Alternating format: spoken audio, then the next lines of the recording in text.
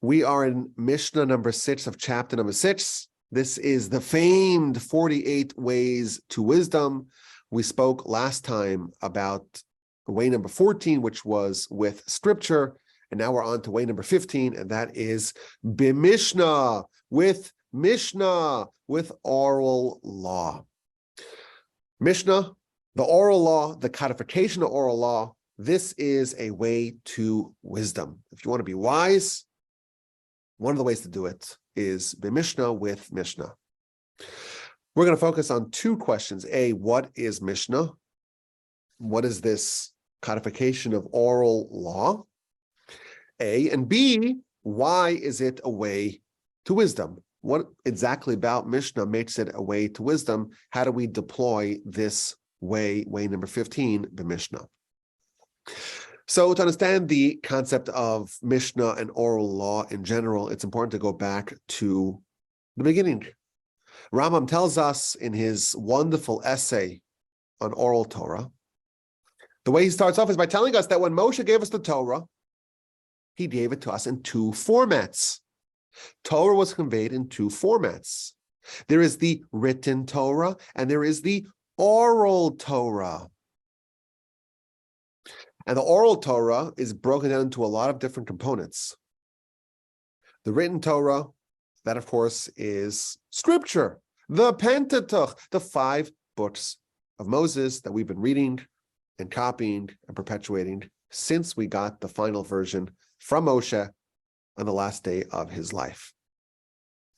The oral Torah and its vast and different elements, that was perpetuated from generation to generation. Just as the written Torah was perpetuated in a written format, the oral Torah was perpetuated in an oral format from generation to generation. As of today, most of oral Torah is in fact written. So there was a decision to be made. So there was a decision that was made to canonize and write down and organize in a finalized format to write down what was previously unwritten, what was previously only oral. So to understand a little bit more about this, it's important to give some context. The Torah is the will of the Almighty. It's what He wants from us in this life. It is the manual for living. It is the complete, comprehensive guide for life that the Almighty gave the Jewish people. At Sinai, there's the revelation. The nation signs off and accepts. We will do and we will listen. They are accepting all of Torah. They are succumbing, or they're yielding. They are accepting to whatever the Almighty has planned for them. And part of it is what is written down, and part of it is what is not written down and is instead conveyed to the nation. And on a basic level, you have the written Torah, and that serves as a framework for Torah. Torah in general is what the Almighty wants of us. The framework of that is the written Torah. The body of it, the essence of it, the actual details of it is the oral Torah. And this very unusual means of conveying this collected corpus of Torah, that's unique and is completely ingenious, of course. This is a way of perpetuating an enormous body of law and philosophy and really a complete, comprehensive guide to life, to do it in a way that humans, fragile, fallible humans who undergo a lot of trial, tribulations, expulsions, being marginalized in every way, we can perpetuate Torah and we can maintain what the Almighty gave to Moshe and Moshe gave to us. We can maintain that in its pristine accuracy for decades, for centuries, and for millennia. That's how the Almighty gave it to us, and that's how it was perpetuated for many, many centuries There's the written Torah that everyone can read, everyone's encouraged to read and know really, really well. And that serves as the framework. And then the understanding, to actually understand what everything means and how it's applied, that is conveyed in the oral tradition, teacher to student, parent to child, generation to generation. There came a point in time where the Mishnah was written down. Now, the Mishnah is an element of oral Torah. It's not all of oral Torah, because you also have the Talmud and the Halacha and the Kabbalistic literature. A component of oral Torah was written down. It was written down under the aegis of Rabbi Judah the Prince around the year 200. So to simplify it, about 1,500 years elapsed from Sinai, from the times of Moshe, until the times of Rabbi Judah the Prince. And for about 1,500 years, the oral Torah was completely conveyed in an oral fashion. And then it was codified with the writing of the Mishnah, which is the subject of this way number 15, the Mishnah. It was finally conveyed 1,500 years after Sinai by Rabbi Judah the Prince. Now, it's important to note, this is a subtlety that a lot of people miss. Rabbi Judah the Prince was not the first one to write down the Mishnah. Everyone wrote. Everyone kept notes. All the way back to the times of Moshe and Joshua, and the elders, and the prophets, and the judges, and the kings, etc. Everyone always kept notes. The fact that there were written versions of oral Torah, that is as old as Torah itself, or at least Torah in our hands itself. What Rabbi Judah the Prince did was he codified it. He took the oral Torah and the part of oral Torah known as Mishnah, and he made a uniform, authoritative version of it. He assembled all those writings and he organized it and systematized it and made it in a uniform fashion and made it a finalized, canonized version of oral Torah, at least the Mishnah part of oral Torah. And he did this for a reason. Even though it is prohibited to codify, to canonize oral Torah, he did it because there was a pressing need to do so. Rabbi Judah the Prince and his academy and the Sanhedrin at the time, they foresaw that the capacity for our nation to continue doing what we have been doing for 1,500 years, to perpetuate the Torah in the written and oral fashion, the way it was done since Sinai, that capacity was diminishing. There were fewer sages, and there was less stability, and there was more expulsion and dispersal. And there was a fear, there was a concern that the nation would forget parts of Torah. And of course, that would be a catastrophe, because if the Almighty gives us the Torah with the explicit command to make sure that we perpetuate this and never forget it, if there is a threat to that continuity, that is a critical existential threat to the continuity of our nation, and by extension, to the continuity and the vitality of humanity. And therefore, these great sages made a consequential decision to codify the oral Torah, at least the Mishnah part of oral Torah, and thereby ensure that the nation can continue. I want to stress, this was a decision that they did not make lightly. The Torah itself prohibits the codification of oral Torah. You are not allowed to do what they did. But just as a surgeon would amputate the leg of someone to save their entire body, so too, it is better to violate one law in the Torah to preserve the entirety of the Torah and to preserve the continuity and the vitality of the nation. This example, by the way, of the sage, this example, by the way, of the surgeon amputating a leg to save the body is the exact example that Rambam himself gives. So you have an incredible decision done by Rabbi Judah the Prince, who was the head of the Sanhedrin, together with his colleagues, to codify the Mishnah part of oral Torah. And the reason why they did it, even though it is prohibited to do it, you are allowed, in fact, required to violate one law if that is the only way to maintain the entirety of Torah going forward.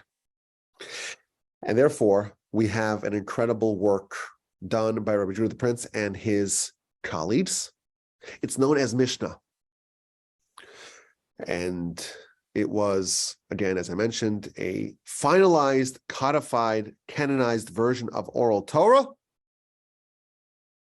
Then it was broken down into 63 different books, 6 different general sections. And this is a succinct delineation of oral Torah. Now, we'll note that while the great sages wrote down, codified, canonized oral Torah, they only did it to Mishnah. Mishnah is almost just the laws, just the abstract, just the heading of oral Torah.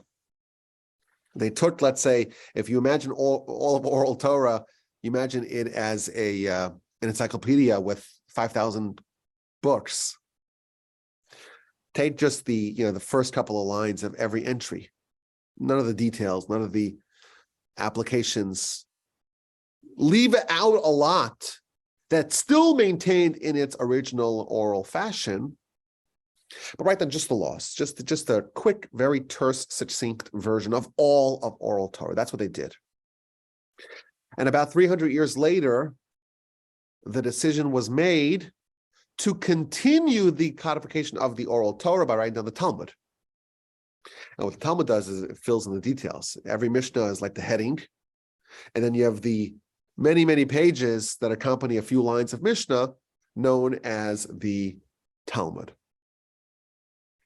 But again, we have this Mishnah, and it's the collection of all the teachings, of all the laws, of all the traditions, of all the centuries, taking the headings of all the laws of oral Torah and codifying it in a finalized version.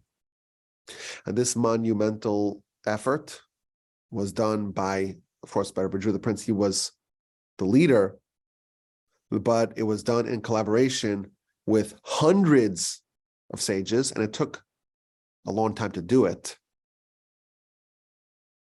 But ultimately it was done. And the Talmud, in fact, tells us that really only one person could have done it, could have spearheaded this effort. The Talmud tells us that since the days of Moshe, 1,500 years prior, there was no person like Rabbi Judah the Prince, who was, in the same person, the greatest sage in the land and the wealthiest Jew amongst the whole nation. He had power and wealth and influence and a very collegial relationship with the Roman Emperor Antoninus. That unique combination allowed the flexibility and the stability and the security to do this project and thereby stave off the destruction of this nation. It took about 50 years for it to be done. And they looked at all the original writings and they came up with systems and formats for how to do it. And again, they left a ton of the oral Torah still oral. And that's why there's a need for the Talmud and other future writings of oral Torah. And they wrote it in a way that still maintained the flavor of the original oral form of instruction. But everything was organized and systematized for the first time. And of course, the result is an absolute masterpiece. It's all of oral Torah. Again, not the details, just the Mishnah layer of it in this incredibly lucid writing. The Rambam himself writes that Rabbi Judah the Prince was the greatest writer we've had in our nation's history. He was able to infuse all this meaning into these words. Our sages tell us that every word of Mishnah is replete with insights, with laws, and with secrets. And our sages have also told us that it was written with tremendous divine assistance. And of course, a couple hundred years later, the Talmud was written to continue this tradition of when there was a need to add more to this corpus, they added more as necessary. And just as the Mishnah left over a lot of the oral tradition still oral, the Talmud did the same, but it expanded the base of oral Torah that was in fact canonized and written down. Now, what's really beautiful about it is that it's written in such a fashion that it necessitates further study. So, for example, this is a classic example of Mishnah. You have one Mishnah in one book that says a law, and you have a second Mishnah in a second book that says a very similar law or a very similar circumstance, but not exactly the same, and opposite rulings. So you have two scenarios that seem to be very similar. And in one case, the law is X, and the second case, the law is Y. Both of them were canonized by the same group of sages under the leadership of Rabbi Judah the Prince. This happens all the time. And that was done on purpose. Because one of the means through which the Mishnah was written, or one of the systems that Rabbi Judah the Prince employed, was deliberately talking about the exact point of departure, the point of separation between X and Y. And he'll present just the two cases that seem to be the most similar, most parallel to each other, but fall on either sides of the law. And that forces us to notice the nuance that separates the two cases from each other. And all that's by design. It's forcing us to ponder further, to understand the fine difference that separates the two cases, and thereby to preserve the law in its original way. What results is a handbook. No one says that all of oral Torah is found in the Mishnah. But all the headings, all the subject matter of oral Torah is found in Mishnah. And perhaps this is why it is a way of wisdom. The word Mishnah means repetition.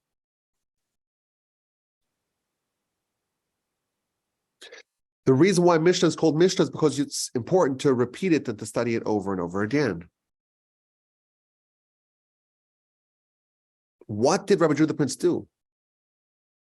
He took oral Torah and he took just the laws of it and he wrote it down and canonized it in a way that it can be reviewed and it can be adopted and absorbed as a framework for all of oral Torah. And when you review it, and you review it again and again and again, you now have the complete framework of all of oral Torah. You can maintain it, and you can remember it, and you can hold on to it. In effect, the Mishnah is a framework for remembering all of oral Torah. Not, of course, all the details, because you need the Talmud and the other writings of oral Torah to really round it out. But the skeletal outline of all of oral Torah is found in Mishnah. And perhaps this is why Mishnah is a way to wisdom. Because really, we are encouraged, if we want to pursue any wisdom ourselves, we are encouraged to have a Mishnah framework for everything we want to maintain. You want to study something, you want to understand something.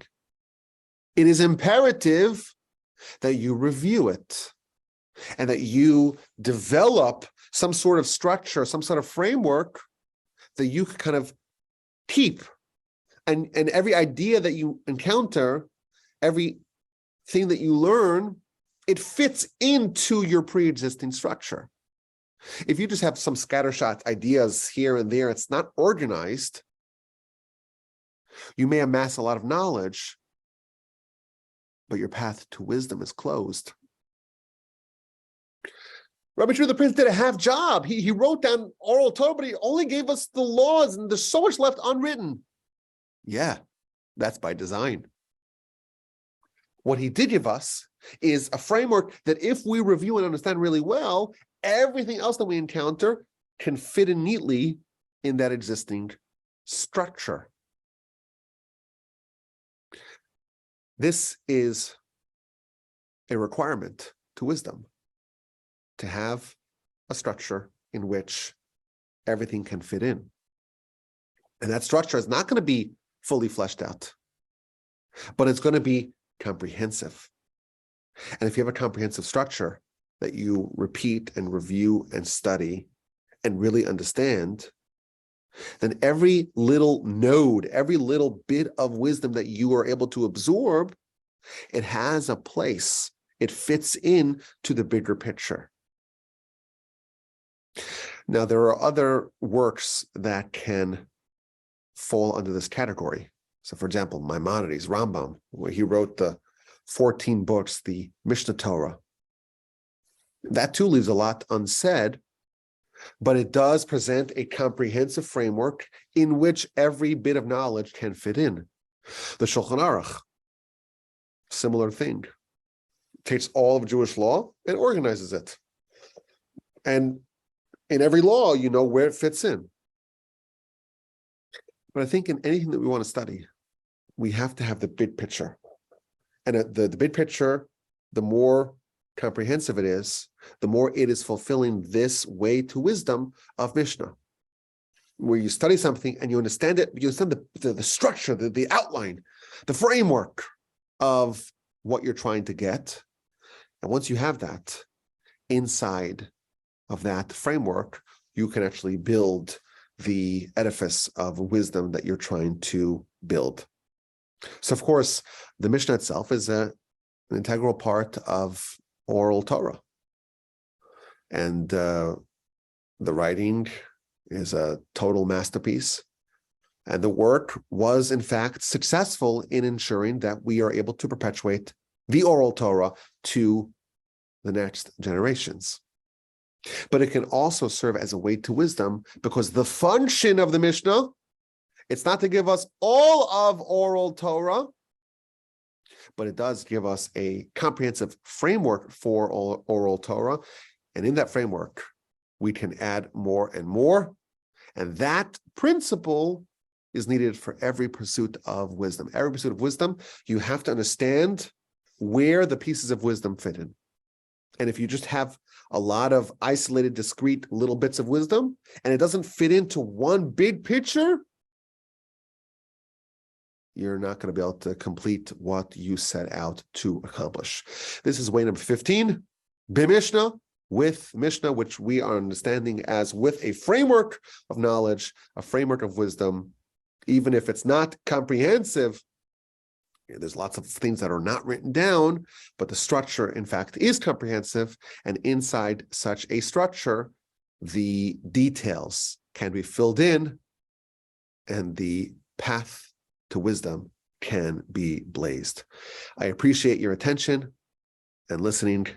It's great to be back here in the Torch Center in Houston, Texas. I look forward to your questions, your comments, and your feedback. And you can always email me, rabbiwolbe@gmail.com.